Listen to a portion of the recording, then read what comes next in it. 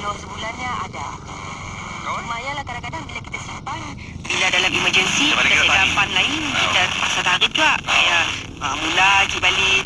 Bagus. Dia cerita penyimpanan tu, macam yang bekerja lah, yang bekerja office lah, yang ada KWSP lah. Kan kita pernah nampak seseorang bos KWSP yang nama nak kan ada akaun fleksibel, akaun 3 ya.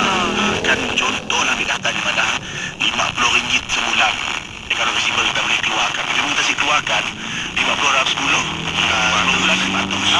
Amun 12 bulan dah mungkin 600. So dalam setahun ada 600 simpanan. Yang punya kira simpanan juga. Bagi yang ada EPF, KWSP tu. Yalah, jangan dikacau je Yang lah. dikacau lah. Yang antara cara terakhir lah.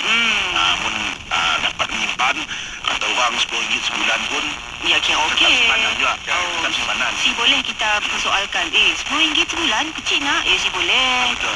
Yang mengikut kemampuannya. Tapi nak akaun 3 tu, jangan dikacau. Tangga boleh sih. Tangga aja boleh. Tangga boleh. Dan jangan gatal tangan nak keluar. Mun kacak dapat dikeluarkan luar cak lagi.